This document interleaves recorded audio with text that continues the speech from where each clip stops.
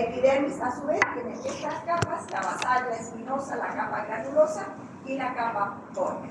Y entre la dermis y la epidermis tenemos la capa, la membrana basal, que no se ve en el microscopio óptico, sino que en el microscopio electrónico. La dermis tiene una capa papilar y una reticular, y el hipodermis o tejido celular subcutáneo. Los anexos o anejos, como también se conocen cutáneos, son los folículos pilosebáceos, las glándulas sudoríparas écrina y apócrina y las uñas. En la epidermis, ¿cuáles son las células que predominan? Son los queratinocitos que se unen entre sí a través de tonofilias, de tonofilamentos y los desmosomas. Y a la membrana basal se unen por los hemidesmosomas. Los queratinocitos producen la queratina, que es una proteína de alto peso molecular que forma parte del citoesqueleto de la piel. Otras células que encontramos en la epidermis, melanocitos y las células de Langerhans. La barrera epidérmica se llama la capa córnea, y todo el cemento, la filagrina, esa sustancia, sobre todo la filagrina, que impermeabiliza, pero la epidermis, que es que la capa córnea está formada por células anucleadas, impermeabiliza en el sentido de que no se pierdan electrolitos, que no se pierda agua, pero también permite absorber.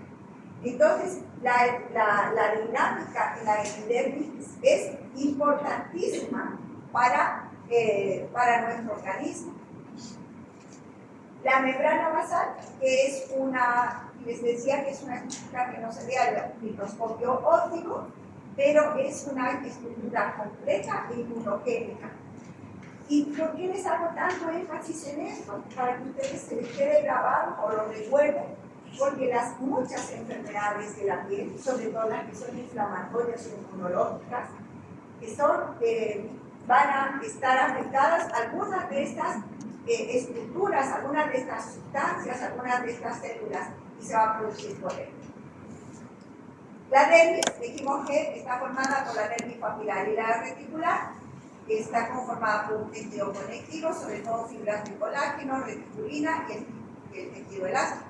Hay una sustancia fundamental, que son los proteoglicanos y los glucosaminoglicanos, entre otros, y las principales células, fibroblastos, dendrocitos, mastocitos. También hay células del sistema inmune, para que vean la importancia que tiene la piel con el sistema inmune. El tejido celular subcutáneo, conformado por los adipocitos que están dispuestos en grupos, digamos así, y separados por el tejido conectivo. La vascularización de la piel tiene un plexo superficial y uno profundo, y la inervación es por una inervación autonómica, simpático, y no olvidemos los receptores, porque la piel forma parte del sentido del tacto, ¿no? Entonces, todos los receptores térmicos, de presión, de sensibilidad, que están también a nivel de la piel. ¿Y cuáles son las principales funciones? El balance hidroelectrolítico, regula cambios de temperatura, es un órgano de defensa, participa del sistema neuroreceptor y la síntesis de vitamina D. Cuando hablemos de enfermedades de fotodermatosis, un poquitito les voy a hablar de nuevo con este asunto de la vitamina D y el sol, ¿ya? Pero es importante también. La piel y el sistema inmune. Recordemos que el sistema inmune es el encargado de rechazar lo extraño y de aceptar lo propio. Pero hay situaciones, bueno, aquí repasemos la inmunidad innata, que es con la que nacemos. Y está determinada genéticamente y es por especie, ¿verdad? Y la piel es una parte importantísima de la inmunidad innata. Da una protección por medios mecánicos, químicos, celulares a las agresiones del medio ambiente. La epidermis, por los queratinocitos, producción de citoquinas, las células de Langerhans, que son las células presentadoras de antígeno, los linfocitos T, sobre todo los CD8. Y en la dermis, linfocitos, los que acabamos de mencionar también, los macrófagos, dendrocitos también forman parte del sistema inmune. Y la inmunidad adaptativa, es cuando ya el organismo entra en contacto con una sustancia extraña y se va a encargar de rechazarla, ¿verdad? Y las primeras células que van a captar esta sustancia van a ser a nivel de la piel, las células de Langerhans, que van a migrar a los ganglios linfáticos cercanos, donde van a presentar los antígenos a los linfocitos T y se va a activar la respuesta inmunológica a ese antígeno. ¿De acuerdo? Ese es el estado normal. Ahora, ¿qué son los estados de hipersensibilidad? Yo otra vez les digo, ¿por qué les estoy diciendo todo esto? Porque vamos a ver constantemente en la materia, vamos a hablar de diferentes enfermedades de esto. Algo que el preconcepto de que las enfermedades de la piel todas son infecciosas es errado. Hay muchas enfermedades infecciosas de la piel, muchas, pero hay otras muchas enfermedades inmunológicas, inflamatorias, de causa desconocida. Entonces ustedes tienen que saber también irse preparando en esta parte, ¿de acuerdo? Para entender todo su conocimiento. ¿Cuáles son los estados de hipersensibilidad? Cuando falla lo anterior. Cuando el organismo, en vez de solo rechazar lo extraño y aceptar lo propio, rechaza lo propio o cosas extrañas, pero que la mayoría de las personas, de los humanos, aceptarían. Entonces, esos son los estados de hipersensibilidad que no deben confundir con inmunodeficiencia o inmunodepresión. Son cosas diferentes, ¿de acuerdo? Esta es la clasificación de Kelsen-Kunz, que ustedes conocen, y repasamos los cuatro estados de hipersensibilidad. El tipo 1, ojo, esto es bien básico, solamente para despertar un poquitito lo que hemos visto en fisiopatía, pero son cosas básicas que ustedes tienen que saber. Cuando uno se olvida de algo básico, tiene que ir rapidito a leer. Y ahora con los celulares, ¿no? Es facilísimo recordar, ¿de acuerdo? Es una forma de seguir aprendiendo. El estado de hipersensibilidad tipo 1 se presenta luego de contacto con un alergeno. ¿Cuál es el principal mediador? La IgE. Están las células cebadas. Esto va a favorecer la liberación de histamina, serotonina, prostaglandinas, leucotrienos. ¿Cuáles son los alergenos más frecuentes? Las plantas, el polvo, los alimentos. ¿Cuáles son enfermedades que se caracterizan por presentar alteración de la sensibilidad tipo 1? Dermatitis atópica, aunque vamos a ver que la dermatitis atópica es mucho más complejo. Alergias a medicamentos o alimentos. Por ejemplo, le pusieron una penicilina e hizo una reacción, hizo un shock anafiláctico. ¿Cuál fue el mecanismo? El mecanismo fue tipo 1, ¿de acuerdo? Cuando comí chancho, comí pescado, comí maní, estaba tomando azúcar, tenía toda una lista de alergenos que podrían haber desencadenado una urticaria. Y entonces, no sabemos a qué es, tiene más de 2 meses. Estos son los laboratorios que podemos hacer para identificar la causa. Es un apoyo diagnóstico, ¿no? El diagnóstico lo vamos a hacer clínicamente, pero este es apoyo para identificar cuál es la causa. Hipersensibilidad tipo 2, mediada por, ahí atrás me escuchan, está bien, ¿sí, no? Ya. IgG e IgM son anticuerpos específicos que se fijan a una célula blanco que son portadoras del antígeno. Esto va a activar el complemento, va a producir una lisis, una destrucción y fagocitosis de la célula blanca. La IgG, sobre todo, va a favorecer la citotoxicidad o las células citotóxicas con natural vida. Ejemplos de enfermedades: el síndrome de Wood-Pasteur, anemia hemolítica autoinmune, púrpura trombocitopénica, eritroblastosis fetal, enfermedad de Graves y para nosotros importante los pérfidos, que van a atacar proteínas que están en esos desmosomas que estábamos hablando, que unían lo que era de los hijos. Hipersensibilidad tipo 3 o por complejos inmunes. Aquí los anticuerpos tipo IgM e IgG se unen a los antígenos y van a ir por el torrente sanguíneo y se van a depositar en el endotelio. Va a haber también liberación de C3A y C5A, va a haber liberación de leucotrienos, prostaglandinas, histaminas, serotonina, etc. Ejemplos: el lupus eritematoso sistémico, reacciones por suelos hiperinmunes, neoplasias malignas con antígenos tumorales y vasculitis, que vamos a ver también nosotros. El diagnóstico, en este caso, es importante confirmar por histopatología sobre todo, pero también hay aquí a nivel de la piel, sobre todo estoy hablando, histopatología y inmunohistoquímica. Porque aquí, por ejemplo, para el lupus también hay mucha serología, ¿no?, que se puede pedir como para confirmar que se pide derecho. Y la hipersensibilidad tipo 4 o retardada es producida por linfocitos T. No hay anticuerpos, o sea, no hay IgE, IgM, que intervengan en este proceso. Hay una gran liberación de citoquinas, van a haber una presencia importante de macrófagos y va a haber tendencia a la formación de granulomas. Ejemplos: la dermatitis de contacto, granulomas por microorganismos intracelulares, rechazo a los ejemplos. Pruebas diagnósticas: ¿cómo podemos encontrar cuál es el agente que está desencadenando?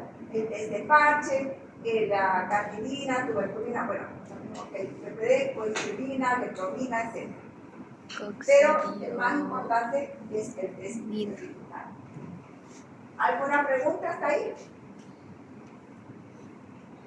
Bueno, entonces, repasando semiología, como en cualquier área, en cualquier especialidad, empezamos con la anamnesis, ¿no? Ahora, a veces en dermatología puede ser que hagamos una inversión, porque el paciente puede ser que no pueda estar explicando bien lo que siente, o porque el propio paciente prefiere mostrar su problema, y entonces hacemos una anamnesis concomitante con el examen físico y después algo más dirigida. Eso puede variar. Hacemos las preguntas que todos ustedes ya saben: cuánto tiempo de evolución, con qué el paciente relaciona. Puede ser que esa relación que siente el paciente, que cree el paciente, sea falsa. Por ejemplo, y es muy común el beso de Sama que le dicen al leprosino. No hay tal, eso es errado, pero tenemos que escuchar. Ahora, en las alergias que acabamos de repasar, es fundamental escuchar al paciente. ¿Con qué relación? ¿Estuvo comiendo algo? ¿Estuvo expuesto a algún medicamento? ¿Estuvo algo? Es fundamental. ¿Qué síntomas tiene? El síntoma más frecuente y más característico es el prurito, pero pueden haber cuadros que se acompañan de ardor, de dolor e inclusive de pérdida de la sensibilidad, de anestesia o hipoestesia. Preguntamos antecedentes patológicos, personales, familiares, y alergias, ¿no? No olvidarse. El diagnóstico morfológico, aunque nosotros vamos a sobre todo la materia hasta el primer parcial, todas las patologías que vamos a revisar están separadas por grupos de lesiones identitarias, planteándonos diagnósticos diferenciales clínicos. Entonces vamos a ver enfermedades eritematoescamosas, enfermedades apoyares, etc. Aunque pueden tener varias lesiones en la misma, pero ¿qué es lo que prioriza? ¿Qué es lo más característico? Y la segunda parte de la materia se ve de enfermedades que son de manifestaciones mucho más complejas, diferentes. Entonces, el diagnóstico morfológico lo vamos a hacer a través del reconocimiento de las lesiones elementales.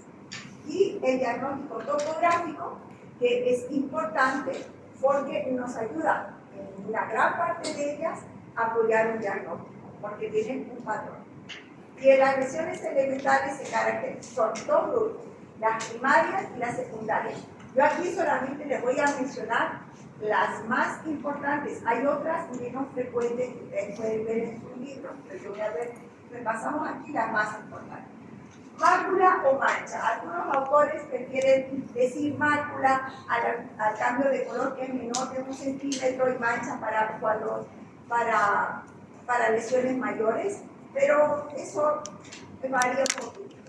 En sí es un cambio de color circunscrito de la piel. Porque si es una área, por ejemplo, toda la piel se vuelve eritematosa, entonces estamos hablando de un exantema, estamos hablando de un eritema generalizado, pero al decir mácula o mancha es circunscrito, independiente del tamaño.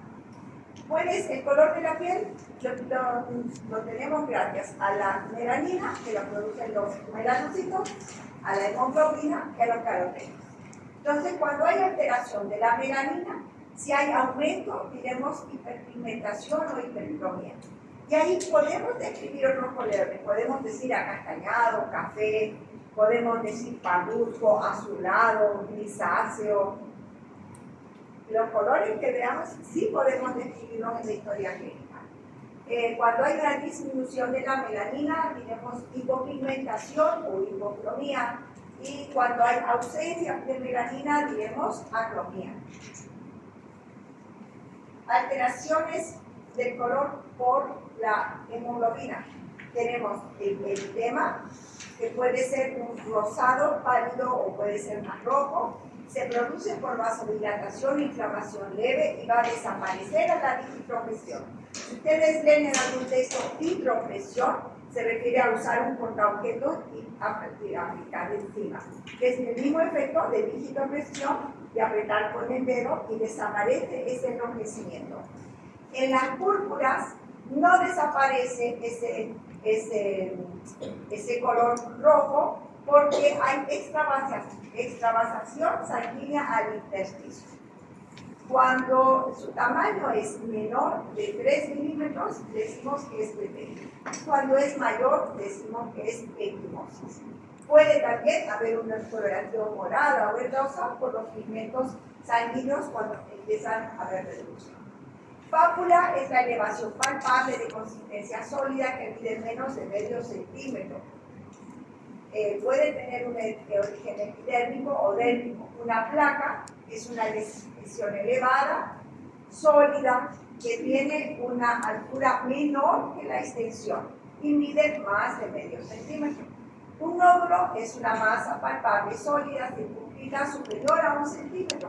Puede estar en la dermis o puede estar en el tejido celular subcutáneo. Si está muy profundo, si está en el tejido celular subcutáneo, puede ser que no lo veamos, que el paciente diga, me salió una bolita, y solamente sea evidente a la palpación. Cuando ustedes, un tumor es una formación sólida mayor a 3 centímetros. Aquí hay un error, porque dice nódulo, no, está bien, superior, entonces de 1 a 3 centímetros, tumor mayor a 3 centímetros. Siempre que valoren un nódulo, tumor, valoren si es adherido a planos profundos o a planos superficiales. ¿De acuerdo? Cuando está en el tejido celular subcutáneo, va a estar también libre en las capas superficiales de la piel. Un quiste es una masa palpable de contenido viscoso o semisólido originado en una cápsula, que en sí a la palpación podemos palpar como un nódulo, pero al hacer una ecografía o al remirar, en realidad es un quiste porque tiene una cápsula. Una vesícula es una lesión elevada inferior a medio centímetro que contiene líquido claro. Una ampolla es una lesión con líquido mayor a medio centímetro. La ampolla puede tener líquido claro, podemos decir de contenido seroso, podemos decir de contenido hemorrágico, podemos decir de contenido cero hemático, cero purulento. Podemos encontrar esa. Otra cosa que debemos describir es alguna vez de las ampollas van a ser flácidas, van a ser densas, eso también tenemos que describir. Una filtena es una lesión elevada con un contenido líquido, pero que es mayor a 5 centímetros, y una pústula es una lesión elevada, menor a medio centímetro, pero con contenido amarillento. Generalmente es pus. Pueden haber pústulas asépticas por dendritos celulares, pero generalmente es pus, o sea, generalmente secundaria a una infección. Un abono o una roncha es una tumefacción transitoria que mide menos de 24 horas y que es de un color rojo pálido.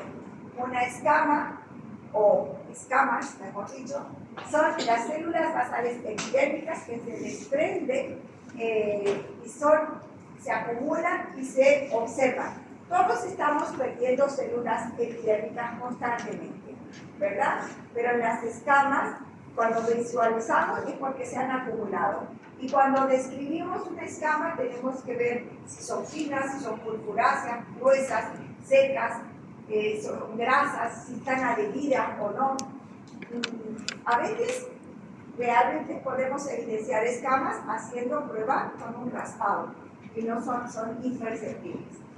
Lesiones secundarias. Costra es el exudado seco, que puede ser celoso, puede ser purulento, puede ser mixto, o que llamamos merisérico, como si fuera piel seca o hemorrágico. Entonces, siempre que vemos una costra, quiere decir que antes había algo líquido. Excoriación es una excavación poco profunda, que puede ser lineal o puede ser puntiforme y que es secundaria a rascado. Y esto es importante reconocer porque hay, o los bebés, los niños muy pequeñitos, o las personas mayores, o que tengan algún problema que no puedan expresar, que les explica, la presencia de excoriaciones nos dice que es una patología pruriginosa.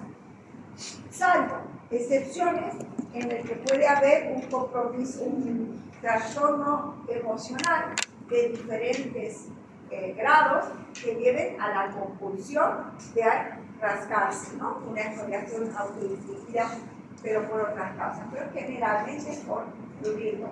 La esfacelación o erosión es una pérdida de sustancia superficial que no sobrepasa la membrana basal, que no va a dejar cicatriz. Puede dejar una mancha residual, pero no va a dejar cicatriz. Una úlcera es una pérdida epidérmica de espesor total que sobrepasa la membrana basal y por tanto va a dejar cicatriz. Y cuando describimos una úlcera, tenemos que describir el tamaño, la forma, el fondo y los bordes. Una fisura es una grieta estrecha de forma lineal. Una cicatriz es la secuela de una úlcera cutánea o herida, resultado de la reparación tisular. Ahora, hay cicatrices normales, hay cicatrices hipertróficas y hay keloides también, o hay cicatrices atróficas también. Goma es un nódulo que se reblandece, se abre al exterior, elimina el material necrótico y después se cierra espontáneamente. ¿Qué otras cosas son importantes cuando hacemos el examen físico reumatológico? La forma y el patrón. Lo que les decía hace un ratito, las lesiones, las pápulas son planas, son umbilicadas, son dispersas, están confluentes. El patrón sigue ciertas líneas, es generalizado, es serpiginoso, es anular, es en semicírculos. Esos son los patrones. La consistencia, cuando hablamos de lesiones sólidas, el color, la distribución es generalizado, esas llamas del diagnóstico topográfico, los bordes de la lesión, importante también, y la superficie, si es una superficie lisa, si es brillante, si es irregular.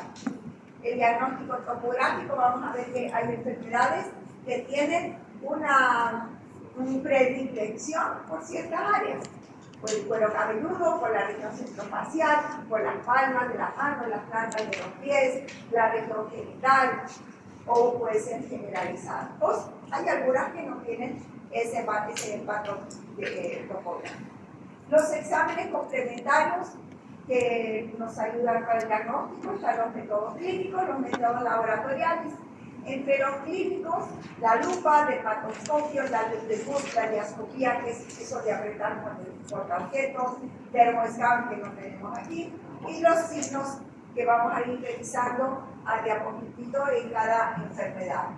Entre los médicos, los métodos de laboratorio, el examen micrológico directo, cultivo bacteriano, cultivo micológico. Cuando pidan un cultivo tienen que especificar si es micológico o si es bacteriano.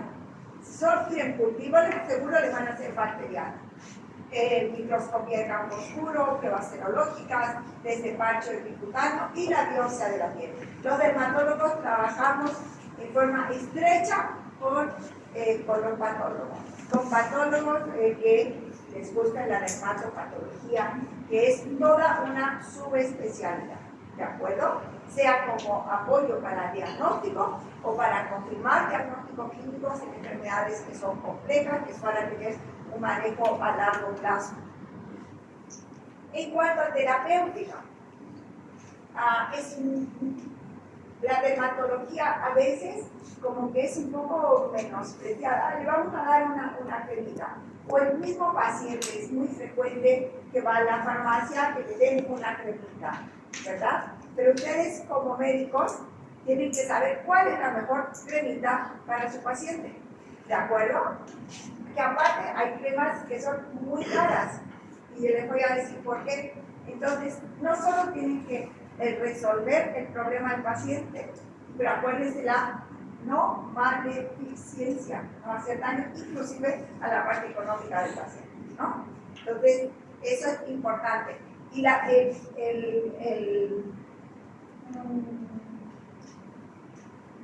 terapéutica tópica, dermatología, es el pilar del tratamiento de las enfermedades de la piel.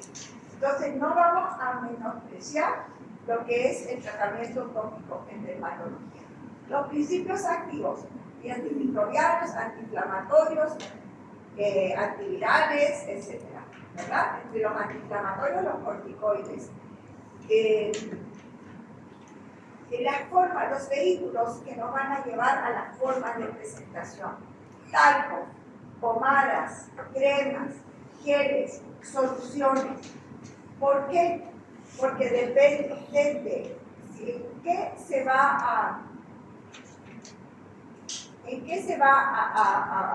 a incluir mejor el principio activo, cuál va a ser la mejor forma de que penetre a la piel y también que sea cosméticamente aceptable, sobre todo cuando hablamos de tratamientos para la cara, ¿no? Ahora, por ejemplo, poner los ungüentos casi no usamos en Santa Cruz por el clima, son muy grasosos.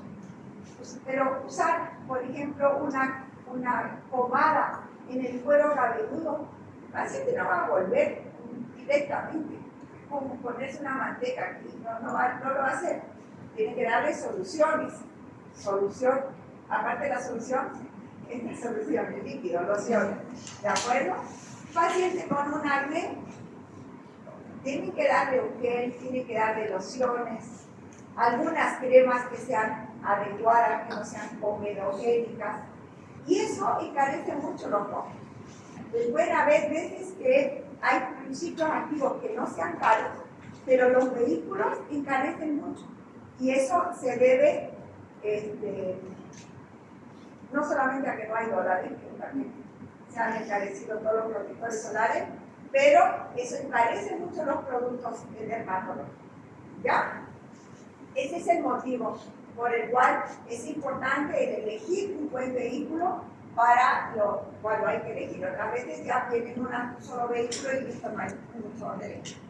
De los antiinflamatorios, yo estoy segura que todos ustedes saben la importancia de saber los efectos colaterales de los corticoides sistémicos. Estoy segura que todos saben el daño que pueden hacer los corticoides sistémicos. Pero tengo mis dudas de que todos recuerden que los corticoides tópicos, o sea, los que vienen en cremitas, pueden hacer daño.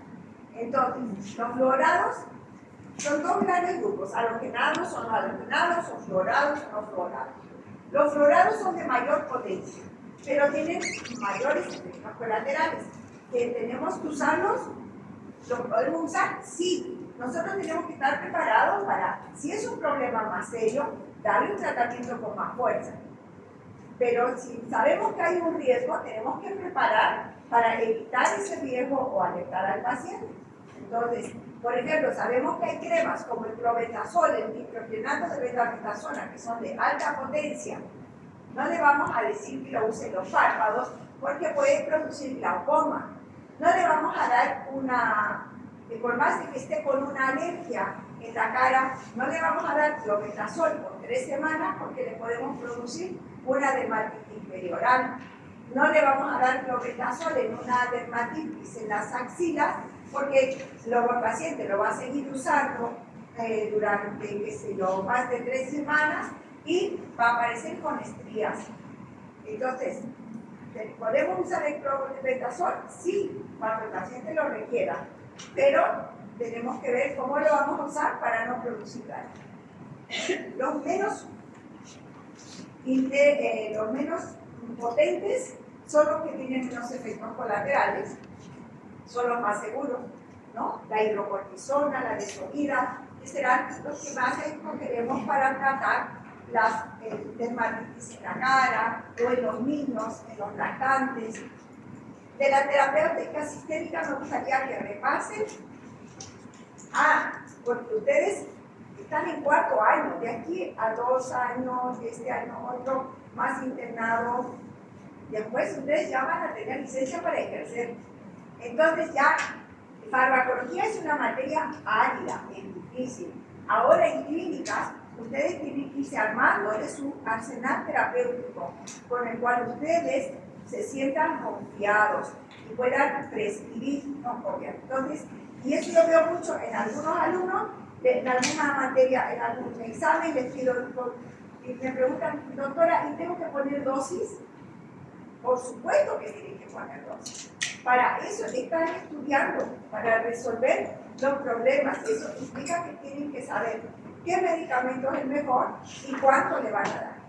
Y si necesitan ser agresivos en el tratamiento, prepararse para los riesgos o las complicaciones que puedan tener. Esa es la diferencia, la grandísima diferencia, que el paciente vaya a su consultorio y no a la farmacéutica de la clínica. ¿De acuerdo? Entonces, familiarícense con estos medicamentos antimicóticos, antihistamínicos, antibióticos, antivirales. Estos son los que más usamos. De los antibióticos, sabiendo que los gérmenes que más afectan la piel, que más son estafilococo, los estreptococo, biógenes, entonces macrólidos, aminoglucósidos, cefaloporinas de primera generación. Y ahora, todavía no acaba la clase. ¿Hay alguna pregunta? ¿No me aburrido? ¿Está muy dormido? ¿Ya ha pasado práctica? ¿Clases de otras materias?